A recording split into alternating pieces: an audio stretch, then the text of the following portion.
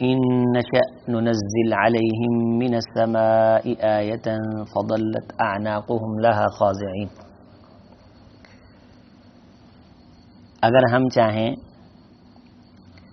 تو اتار دیں ان پر آسمان سے ایسی دلیل، فظلت کہ ہو جائیں اعناقهم ان کی گردنیں، لہا اس کے سامنے، خاضعین پست نیچی. چلایا نہیں گا انہوں میں کئی کو بند کر دینے، آواز بند کر دی. اللہ دی سپردہ رمضان جو بہت اچھی سی سیٹنگ ماشاءاللہ، مزہ آتا سی پڑھن دا. نہیں تو انگل دے دینا جا. وما يأتيهم من ذکر من الرحمن محدث الا كانوا عنه معرضین. اور جب بھی ان کے پاس کوئی نصیحت اللہ مہربان کی طرف سے محدث نئی آتی ہے، الا کانوا عنہ معرضین، مگر یہ اس سے منہ پھیر لیتے ہیں، اعراض کرتے ہیں. پہلے تو ڈیمانڈ کرتے ہیں کہ کوئی نشانی دکھاؤ، کوئی نشانی دکھاؤ. اور جب ہم کوئی سبق نازل کرتے ہیں، کوئی درس نازل کرتے ہیں، پھر اس میں یہ تعویلیں کرتے ہیں اور پھر اس سے منہ پھیرتے ہیں اور بالآخر فقد کذبوا، انکار ہی کر دیتے ہیں، جھٹلا ہی دیتے ہیں. تو سنو، جن چیزوں کو انہوں نے جھٹلایا ہے، فَسَيَأْتِيهِمْ أَنْبَاءُ مَا كَانُوا بِهِ يَسْتَهْزِئُونَ، ان قریب وہ ساری خبریں جن کا یہ مذاق اڑاتے تھے، استہزاء کرتے تھے، وہ ان کے سامنے ظاہر اب ہونے والی ہیں. اب یہاں الٹیمیٹم دے دیا گیا کہ جو یہ کہتے تھے نا، اب ویسے ہونا شروع ہو جائے گا ان کے ساتھ. اللہ کی پکڑ کی پھر مختلف نشانیاں، کبھی غزوہ بدر کے اندر ان کا قیادت کا مارا جانا، اور کبھی کسی موقع پہ رسوا ہونا. خندق کے موقع پہ سیہزم الجمع ویولون الدبر، تمام کے تمام اجتماعی ان کے لشکروں کا رسواؤ اور ناکام اور نادم ہو کے واپس پلٹنا. اور پھر اسی طرح شام کا جو رستہ مدینے سے ہو کے گزرتا تھا، وہاں تجارتوں کے لیے بھیک مانگنا. اور پھر اسی طرح فتح مکے کا اقتدار بھی ان سے چھن جانا. تو یہ ساری چیزیں ان کا اللہ تعالیٰ نے اعلان فرمایا یہاں کہ اب وہ ظاہر ہونی شروع ہو جائیں گی. جو یہ کہتے تھے نا کہ طاقتیں کہاں ہیں، قوتیں کہاں ہیں، تمہارے پاس تو اقتدار نہیں ہے، تو وہ بہت جلد اب شروع ہونے والا ہے سلسلہ. وہ اولم یروا الی الارض، کیا انہوں نے کبھی زمین کو غور کی نگاہ سے نہیں دیکھا؟ نشانیاں جو مانگتے ہیں کہ اللہ سے کوئی نشانی لے کے آ، تو زمین کو غور سے دیکھیں تو کچھ چھوٹی چھوٹی نشانیاں ہیں. رنگ برنگے پھول ہیں، اور پھر اس میں خوشبوئیں ہیں، اور رنگ برنگے پھل ہیں، اور ان کو کتنی خوبصورتی کے ساتھ سجایا اور اگایا گیا ہے کہ انسان کے مزاج کو وہ اچھے محسوس ہوتے ہیں. ان کی چھاؤں ہیں، ان کے سائے ہیں، پھر آکسیجن کے ساتھ ان کا ایک خاص تعلق ہے کہ صبح کی فضا کو وہ صاف، نظیف اور ستھرا کرتے ہیں. اور جو ہم اپنے منہ سے لے کے سانس اندر ہمارے جو میل کچیل ہے وہ باہر نکالتے ہیں وائرس کی شکل میں، یہ درخت اور پودے اس کو ری سائیکل کرتے ہیں اور اس کو ساری کی ساری کے زہر کو تحلیل کر کے پھر صاف کر دیتے ہیں، واش کر دیتے ہیں ہوا کے ان ذروں کو. تو یہ ساری چیزیں کم انبتنا فیہا من کل زوج کریم، کتنے رنگ برنگے مختلف قسم کے پودے جوڑے جوڑے ہم نے اس زمین پہ اگائے ہیں. یہ جو نشانی مانگتے ہیں تو آسمان سے ان سے بڑی نشانی تو نازل نہیں نہ ہونے لگی، یا نشانی عذاب ہی ہوتا ہے. فرمایا کہ فلم یک ینفعہم ایمانہم لما رأوا بأسنا، اگر یہ کہتے ہیں کہ تھپڑ اور سزا اور عذاب ہم پہ برسے پھر ہم ایمان لائیں گے، فلم یک ینفعہم ایمانہم، تو عذاب دیکھ کے جب یہ ایمان لائیں گے تو اس ایمان کا کوئی وزن نہیں ہوگا. لما رأوا بأسنا، جب یہ ہمارا عذاب دیکھیں گے، ہماری پکڑ دیکھیں گے، اس عذاب اور پکڑ کو دیکھ کے. کل ایک شخص نے رابطہ کیا کہ ہمارے گھر میں کسی نے جھوٹا قرآن اٹھا لیا اور ہمارے گھر میں ایک افراتفری ہے اور نقصان ہو رہا ہے. اس کا کفارہ کیا ہے؟ اب جو قسم ہوتی ہے نا کہ مثلا ایک شخص کہے کہ میں فلاں کو نہیں بلاؤں گا، اس قسم کو وہ توڑ دے تو اس کا کفارہ ہوتا ہے 3 روزے رکھ لے، 10 مسکینوں کو کھانا کھلا دے۔ ایک قسم ویسے بنیادی طور پہ جھوٹی بندہ اٹھاتا ہے، جھوٹی، اسے پتا ہے کہ میں نعوذ باللہ جھوٹا قرآن اٹھانے لگا ہوں، جھوٹا حلف میں اٹھانے لگا ہوں، تو اس کا کفارہ اللہ نے رکھا ہی نہیں ہے۔ اگر اس کے گناہ کا ازالہ ہو سکتا تو اللہ کو کفارہ اس کا رکھ دیتے۔ اس کا کفارہ پکی سچی توبہ ہے کہ اس گناہ سے انسان اللہ کے سامنے گر جائے اور کسی بڑے نقصان سے پہلے اس سے توبہ کر لے، معافی مانگ لے۔ بات میں یہ کرنے لگا ہوں کہ اب جب نقصان ہوتے دیکھے ہیں تو پتہ چلا ہے نا کہ جھوٹا قرآن نہیں اٹھانا چاہیے تھا۔ پتہ نہیں ہونا اللہ راضی ہوں ہے کہ نہیں دوبارہ۔ مراد یہ کہ لما رأوا باسانا، اگر عذاب دیکھا، پکڑ دیکھی، شدت دیکھی، پھر یہ ایمان لائے تو فلم یکو ینفعہم، تو وہ نفع نہیں دے گا۔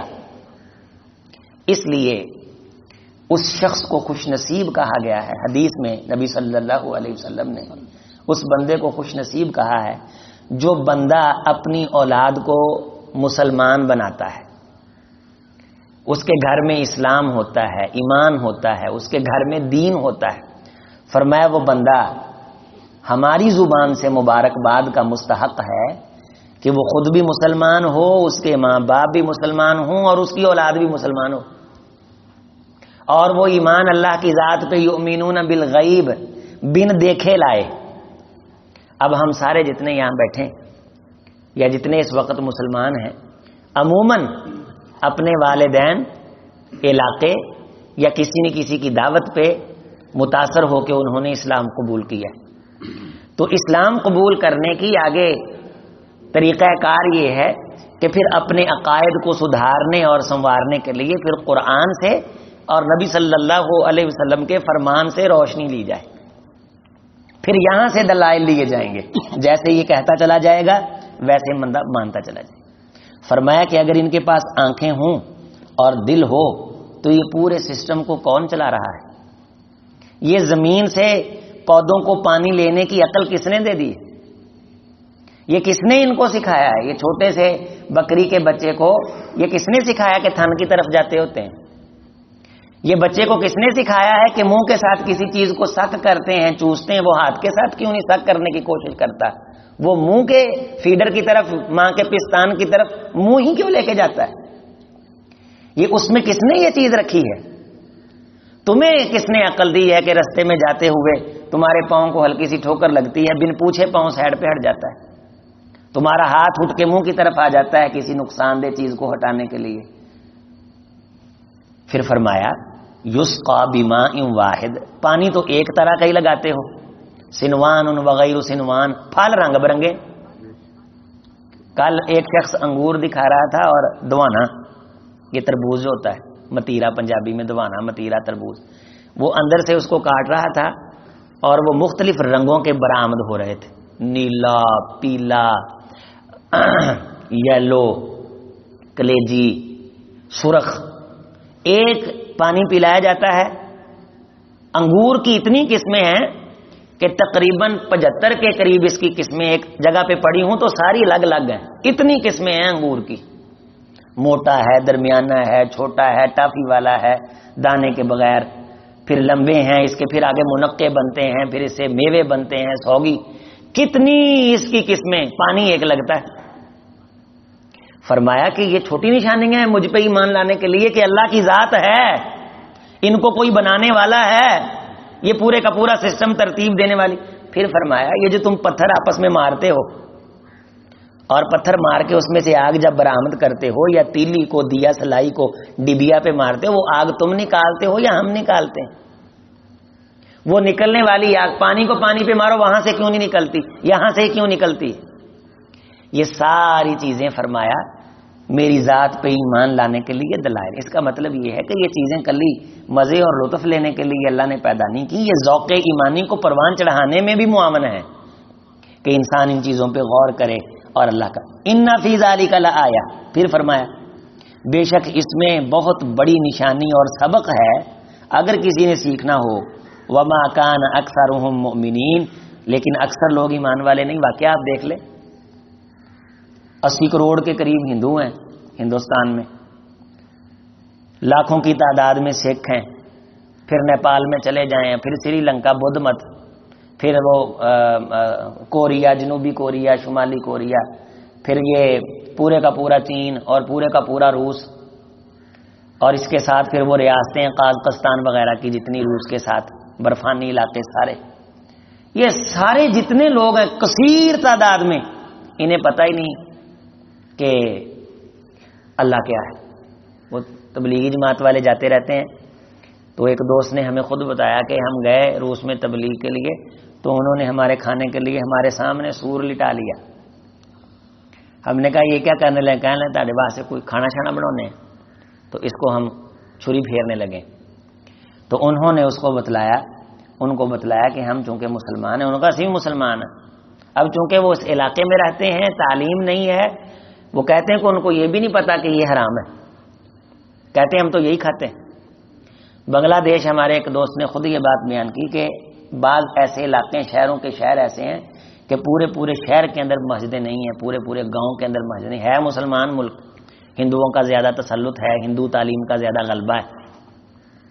جب بندہ فوت ہو جاتا ہے تو اس کا جنازہ پڑھانے والا نہیں ملتا، تو پھر اس کو جنازے کے بغیر ہی دفن کر دیتے ہیں، اس کی قبر پہ جھنڈا لگا دیتے ہیں. اس کا مطلب یہ ہوتا ہے کہ اس بندے کا جنازہ نہیں ہوا. پھر ویسے کوئی دن آتے ہیں کہ کوئی وہاں سے گزرتا ہے جس کو جنازہ آتا ہوتا ہے، تو وہ قبروں سے محسوس کر لیتا ہے کہ ان کے جنازے نہیں ہوئے. وہ کسی بندے کے ذریعے گاؤں میں پیغام بھیجتا ہے کہ یار مجھے جنازہ آتا ہے، اگر پڑھنا ہے تو آ جاؤ. پھر گاؤں والے بھاگ کے آتے ہیں تو ان دفن ہوئے لوگوں کا جنازہ پڑھتے ہیں. اتنی ساری جہالت ہے، نشانیاں ہونے کے باوجود بھی، سب کچھ ہونے کے باوجود بھی تم دیکھو گے کہ تمہیں کثیر تعداد بغیر ایمان کے نظر آئے گی. اور سورۃ یوسف میں اللہ تعالیٰ نے اہل ایمان سے ایک شکوہ کیا ہے. فرمایا کہ اول تو تمہیں ایمان والے ملیں گے نہیں، اور اگر تمہیں ایمان والے ملیں گے وما یؤمن اکثرهم باللہ الا وهم مشرکون، وہ دعویٰ ایمان کا کریں گے لیکن ساتھ شرک کے مرتکب بھی ہو رہے ہوں گے. یہ اللہ نے شکوہ کیا ہے. اور میرے جو مخلص بندے ہیں وہ تھوڑے ہوں گے. اور واقعتاً سچ مچ میں، باقی عملی طور پہ تو کمزوریاں ہم میں ہو سکتی ہیں. اللہ کی پاک ذات ہم سب کو معاف فرمائے. اللہ کے ساتھ شریک نہ کرنے والے جو لوگ ہیں، ہم سمجھتے ہیں کہ یہ جو بندی ساتھی ہیں یہ شرک نہیں کرتے، ان کے اندر تصوف اتنا گہرا ہے کہ اللہ کی ذات معاف فرمائے وہ باتیں یہاں رکھی نہیں جا سکتی مسجد محراب میں. ان کے اندر یہ جو دربار ہوتے ہیں نا، دربار بنانا اور اس کا قبہ بنانا، اور اس کو جو ہے وہ وہاں دیے روشن کیے جاتے ہیں، وہ سب سے زیادہ ان میں ہیں، سب سے زیادہ ان میں ہیں. وہ باقاعدہ اپنے بڑوں کی قبر بنانی، اسے پکا کرنا، اس پہ دیے جلانے، اور پھر وہاں نیکی کی نیت سے جانا، نعوذ باللہ. تو اب یہ سارے لوگ اگر کھنگالیں تو جو بندے اللہ کے ساتھ کسی کو شریک ٹھہرانے کے قائل نہیں ہیں وہ واقعی تھوڑے ہیں. ایران کی آبادی کروڑوں میں ہے، یعنی سعودیہ سے آپ یوں کہہ لیں کہ کوئی 12-13 گنا زیادہ لوگ ہیں یہ. اور وہاں کی آبادی 2.5 کروڑ کے قریب ہے جو خالص ہیں، وہ 2 کروڑ کے قریب ہے جو خالص سعودیہ. ٹوٹل ان کی آبادی اتنی ہے. اور ان کے اندر بھی شیعہ ہیں کثیر. مدینہ طیبہ میں بڑے بڑے امیر تاجر شیعہ ہیں، کثیر شیعہ ہیں، کثرت کے ساتھ وہاں شیعہ پائے جاتے ہیں جو سازشیں کرتے ہیں. تو توحید والے تھوڑے سے ہیں. اور یہ سعودیہ کی برکت سے اللہ تعالیٰ نے جہاں پاکستان میں کام ہوا، مساجد بنی، اور پھر الحمدللہ اب اللہ کا کرم ہے. اس لیے اب بہت ضرورت ہے اب بھی کہ ہم جتنا ہو سکے اللہ کے گھر بنانے کی کوشش کریں، ادارے بنانے کی کوشش کریں، چلانے کی کوشش کریں، اور توحید کو اپنا مرکزی مضمون بنائیں. سارا سال شان صحابہ، ختم نبوت، عظمت امی، اور اس کے بعد وین، جنت کے نظارے، جہنم کے شرارے، کثیر موضوع آپ کو یہ ملیں گے. تو پورا قرآن صرف اللہ کی بات کرتا ہے. وہ تو یہ کہتا ہے کہ اگر کسی پھل کو تم نے توڑنا ہے نا، وہاں بھی تمہیں میں نظر آنا چاہیے، مجھے تم دیکھو وہاں. اگر تم نے وہ بیر توڑا اور کھا لیا، میں نظر نہیں آیا، وہ بیر بھی وبال بن جائے گا. اسی مضمون کے لیے نبی آئے، وما ارسلنا من رسول الا نوحی الیہ انہ لا الہ الا انا فاعبدون۔ میں نے جتنے رسول بھیجے میرے بھیجنے کا صرف ایک مقصد تھا کہ وہ میری بات کریں، میں اکیلا اللہ ہوں، میرا کوئی شریک نہیں۔ عقائد کی کمزوری خواتین میں بڑی ہے، اچھے بھلے بندے کو پریشان اور مجبور کر دیتی ہیں۔ بڑے بڑے عقیدوں والی، بڑے بڑے منہج والی پریشانی آتی ہے، وہ جی آپ یہ کر لیں، فلاں کر لیں، فلاں کر لیں کہ نہ کر لیں، بڑا ایک ایمان والا بندہ ہے وہ تویز دیتا ہے، لے لیں کہ نہ لے لیں۔ اچھے خاصے بندے کو بہت سارے دوست پوچھتے ہیں کہ جی ہمیں تو نفسیاتی، ایک مولوی صاحب نے خود بتایا ایک مجلس میں، بڑا پکا اہل حدیث، اس کی بیوی بھی اہل حدیث، اس بیوی کا والد مولوی، کہتا یار اس نے مجھے اتنا پریشان کیا، ہمارے گھر میں کوئی مسئلہ ہے، یعنی کسی نے کچھ کیتا ہے، تم ہی فلاں کو جا، تم ہی فلاں کو جا، تم ہی فلاں کو جا۔ تے میں انہوں نے اللہ دی بندی قرآن تو وڈی بھی کوئی طاقت ہے، یا آپ پڑھیے یا کسی ایسے بندے کو جائیے جڑا قرآن والا ہوئے، جڑا بندہ کدے مسیتے پڑھیا نہیں، قرآن انہیں کدے پڑھیا نہیں، وہ دی پھوکے تھے کی اثر وکھا سکتی۔ شیطان پھر مزید تنگ کرتا ہے تاکہ یہ حق سے دور ہوں اور شر کے قریب آئیں۔ فرمایا کہ یہ ضرورت ہے اس وقت کہ اللہ تعالی کی توحید کو عام کیا جائے، اس کی ذات پہ ایمان کو مضبوط کیا جائے، چونکہ جو دجال کے فتنے ہیں نا، ان فتنوں نے سب سے زیادہ اثر انداز وہاں ہونا ہے جہاں عقیدے کمزور ہوں گے۔ آپ صلی اللہ علیہ وسلم نے فرمایا اصفہان کا 70,000 یہودی اس کے ساتھ ہوگا، اور کثیر تعداد میں لوگ جب دیکھیں گے کہ بارش برسا رہا ہے،